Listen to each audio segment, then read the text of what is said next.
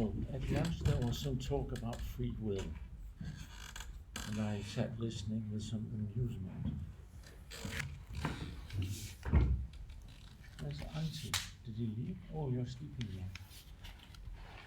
No, it's okay. You can rest if you want to. So, free will.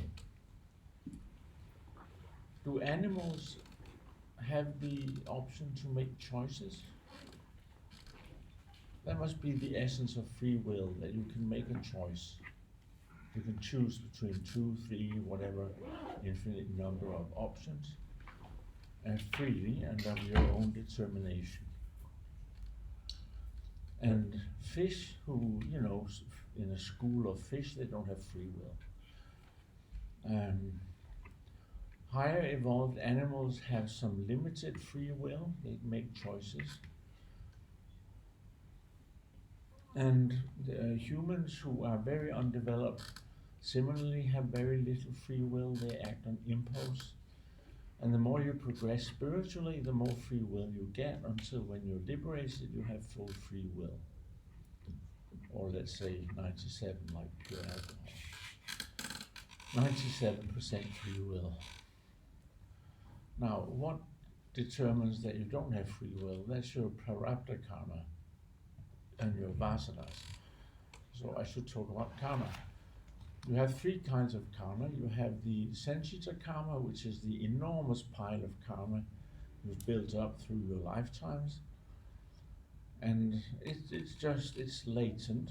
Out of that, a chunk is taken to be lived out in this lifetime. That's prarabdha karma. And no matter how enlightened you get, you have to live out your prarabdha karma. There's no escaping that. Then there's kriyaman karma, which is karma you create every moment as you live your life, which will sprout in the future lifetimes, or at least be added to the sanchita karma. Now, with liberation, the huge pile of sanchita karma is like seeds that have been roasted.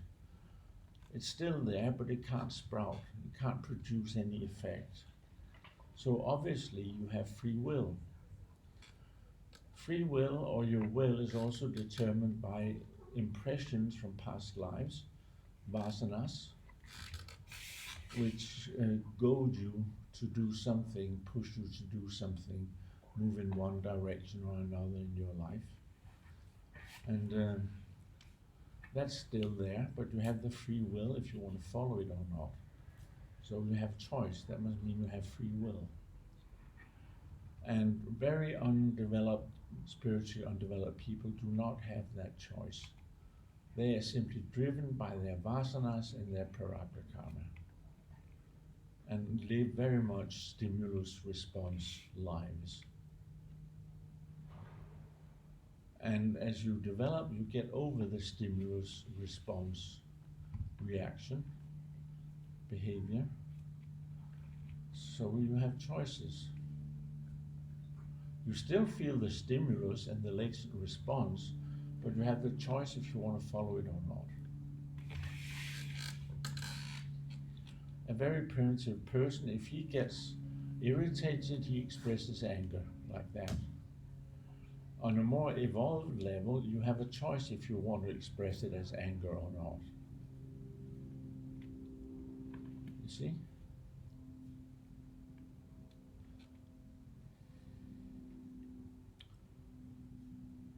So is it that big pile of sanchita karma that gets burned through spiritual practice? Yes, not the prarabdha karma. And then there's another curiosity. We talk about good karma and bad karma. Actually, that's just karma. It's neither good or bad. But we can say good karma gives us something we appreciate, and bad karma does something to us that we don't like. Free will. With respect to good karma, you have free will. With respect to bad karma, you have no free will. Very interesting. Imagine you have the prarabdha karma to get hit by a car on the pavement. You can't say no thank you to the car, don't hit me, it just hits you. But if you have the good karma to win $1 million in the lottery, You can say, no thank you, I don't want the money, give it to someone else. That would be stupid, but you have the free will to do it. So good karma does not get pushed on you. Bad karma does. That's the difference between the two karmas. See? Does the prarabdha karma get softened at all or not at all? The spiritual practices, the results of the prarabdha karma get softened, you can say that. So if your prarabdha karma was to get in a car accident and die, you get in a car accident and break your legs, for example. You still get in a car accident, but the result has been softened. And does Shakti intensify the living out of the karma? Yes. It also changes the outcome from extremely unpleasant to less unpleasant, as Pierre just talked about. Yeah, is the roasting of the Sanchita karma related to the point of in time where realization kicks in? Because maybe there needs to be that much roasting before enlightenment can come. I don't think so. I don't think so. The pile of sensitive karma is enormous. You've lived thousands upon thousands of lifetimes. Every life gathering up non-free will karma, behaving stupidly, like a spring that gets released, plain stimulus response, and that builds up enormous amounts of sanchita. And no matter how spiritual you are, you have that huge amount. But yes, it gets roasted with spiritual practices. So you could say if you've been doing spiritual practices for 5 incarnations, you have less sanchita, but you still get your chunk of prarabdha. And that's what counts, because that's what determines pleasure or pain in your given lifetime. But can you really say 97% free will if all this prarabdha karma is going on, even in your life, being born, realize there's a lot of prarabdha karma, so... Well, bad karma hits you. I said the karma, prarabdha karma will hit you no matter how enlightened you get. But you still have the question of free will. And you have absolute free will with good and no free will with bad karma. So the 3% is bad karma, or...? Don't take that. No, I just wanted... So from my impression, it's not that much free will, but just for clarification. So. Well, 97% free will is pretty really? good. Is it like this 42 number? 42? Isn't that this magic number from this? Oh, that galaxy. Yeah. The meaning of life. Yeah, it's The 42. meaning of life. 22. Why people tend to believe that they have free will? Because I've heard so many people saying that they have free will, and they're so stuck in their mind, and I just wonder, like, why do you even have this idea that you have a free will? Because the other thought is unbearable. Ah. Nobody wants to admit they don't have free will. That's the same as saying they're robots. They're animals. So it's a little bit like a lucid dream, where in the lucid dream where the story is still playing out, but when you're not lucid, you're completely swept by the story, and when you're lucid, you feel free, even if the story is playing out. Yeah, something like that.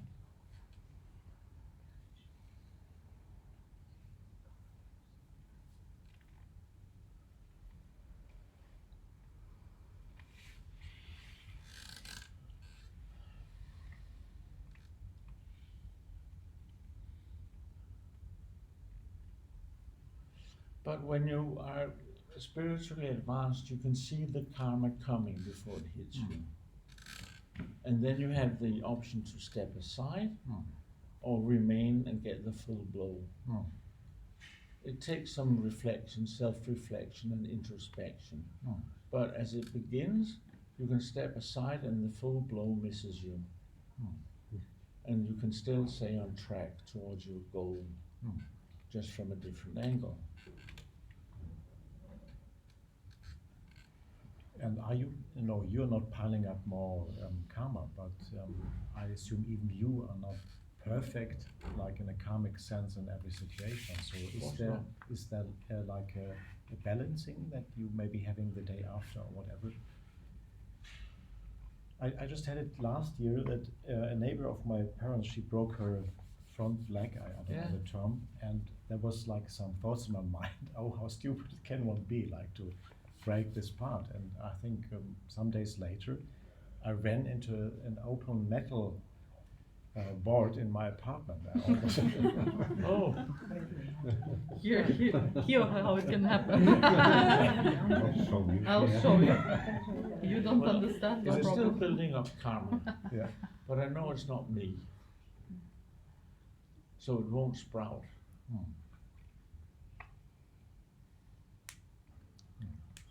And then there's the Kriyaman karma. It can sprout even in this life, not necessarily the next. Yeah, life. that's what I mean then. Yeah, exactly. I'm just illustrating. Yeah. Are you free from that, or do you have that and it hits you, even you? Still? It operates, yes, I have it, sure. Does everything happen at the same time? All the lives? No, of course not. And why not? That's what I heard from many people. Yeah, they're deluded. Because there's past, present, and future. And that everything is created by a single point of light. That may be true. I don't know that. Moving at infinite speed. Mm-hmm. I don't know if it's true. No, and so what if it is? Well, it doesn't matter. Doesn't matter at all. So thank you for bringing that subject up. Okay. You're welcome. I have a question. What determines if a human has a lot of Shakti? Does it have anything to do with the integration of the causal body? Integration of the body. No, not necessarily. But the more Shakti you have, the more likely it is the causal body incarnates. But you don't have Shakti because the causal body incarnates. You can incarnate a very undeveloped causal body. It's most likely that it's developed before it incarnates. But the other thing is probably possible. We know very little about the causal body, so don't hang me up on it. And the Shakti is trans beyond the causal body. So I don't think it matters if the causal body is incarnated or not. It certainly helps to work with other people and give Shaktipat. But if your level, personal Shakti level, is dependent on it, I doubt that. Because everyone has Shakti, and for some reason there are those who have more Shakti. I mean, we say so because this is how we distinguish. So I just wonder what determines that amount of Shakti in the human body. Yeah, I don't know.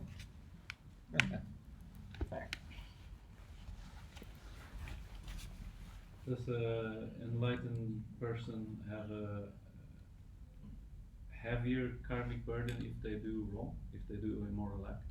Of course.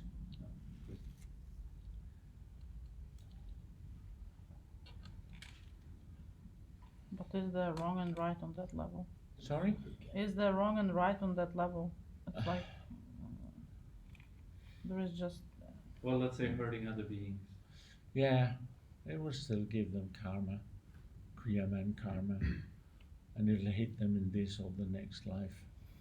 Well, it'll be added to their Sanchita karma, and whether in the next life will also have a chunk of Prarabdha karma, even if you're enlightened. It's just how it operates. So if they generate Kriyaman karma by doing nasty things to other people, it will add to their Sanchita karma and might be part of the prarabdha karma for their next life. Kriyaman karma is added to, and it's just that which is already there that gets burnt. So it gets burnt, roasted, and you're still building up, like in a separate department, your Kriyaman karma. You get the difference? Yeah. Yeah.